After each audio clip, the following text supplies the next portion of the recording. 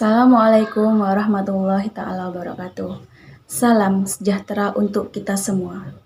Sebelumnya di sini saya akan membawakan tugas orasi yang bertemakan mewujudkan generasi muslim moderat dan peduli bangsa menuju Indonesia tangguh. Perkenalkan, nama saya Alra Melda Amalia dari Fakultas Ilmu Tarbiyah dan Keguruan, Program Studi Pendidikan Agama Islam UIN Maulana Malik Ibrahim Malang. Indonesia adalah negara yang majemuk, terdiri dari berbagai macam suku, agama, ras, dan budaya. Dari Sabang sampai Merauke, kita berbeda-beda, namun kita tetap satu Pancasila, yang tertuang dalam nilai Pancasila yakni sila pertama. Kita jadikan sebagai dasar negara, namun pada kenyataannya sekarang Pancasila tidak lebih seperti boneka yang tak bernyawa. Banyak masyarakat yang tidak mengimplementasikan nilai-nilai yang terkandung di dalam Pancasila dengan baik dan benar.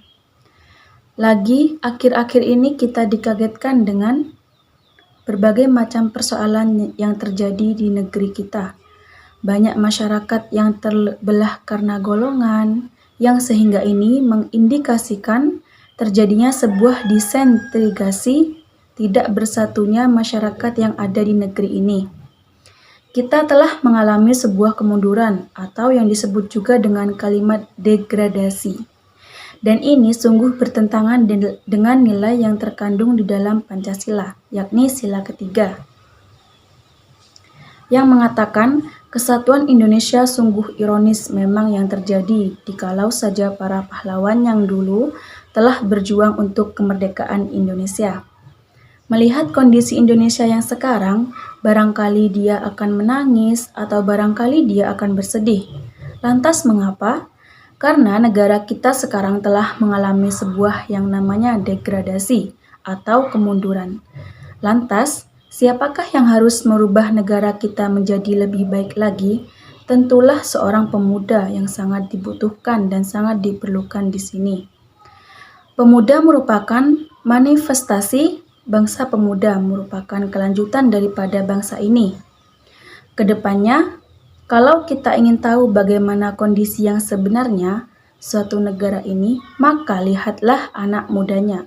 Kalau saja anak mudanya bagus dan bangkit demi masa depan, maka insya Allah kedepannya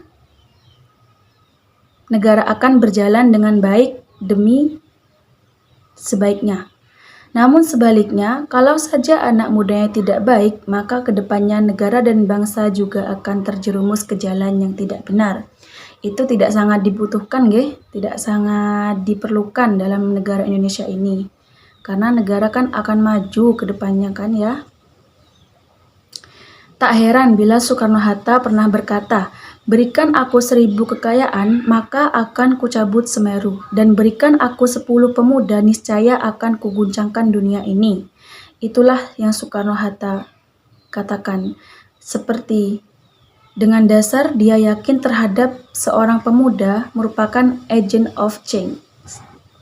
Pemuda mampu merubah segala-galanya. Tidak mungkin orang tua lagi karena orang tua akan pergi meninggalkan kita dan tentunya ia akan melanjutkan kepemimpinan di negara ini.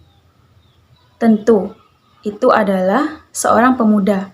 Maka tak heran bila Soekarno berkata seperti itu dan yang terjadi di negara kita saat ini sungguh ironis. Banyak sekali anak muda yang terjerumus di jalan yang salah dan juga banyak anak muda yang berbondong-bondong membuat suatu perkumpulan. Dan tidak ada hanya euforia semata, hanya untuk bersenang-senang semata, dan dari situlah terjadinya sebuah penyelewangan atau ada mabuk-mabukan, atau juga bisa narkoba, seks bebas, dan lain sebagainya. Tentunya masih banyak lagi dan tidak bisa disebutkan secara satu-satu. Selanjutnya, siapakah yang harus bergerak? Tentu anak muda yang berintelektual atau golongan mahasiswa aktivis yang dikatakan sebagai seorang pemuda intelektual. Kita semua dan Anda semua harus membantu keluarga yang saat ini membutuhkan kita. Mereka terjerumus di jalan yang salah. Ayo para pemuda, kita bersama-sama untuk membangun kembali, untuk membangkitkan bangsa ini. Jangan harap kita bisa berenang di laut yang lepas kalau di kolam kecil saja kita masih takut. Jangan harap kita bisa menjadi orang besar kalau dari hal terkecil saja kita tidak berani mengambil solusi yang benar. Nah, Islam di Indonesia telah lama dikenal bersikap moderat. Dua organisasi Islam terbesar, Nahdlatul Ulama dan Muhammadiyah, memiliki reputasi tersebut. Namun, sejumlah riset menunjukkan sikap intoleran mulai berkembang.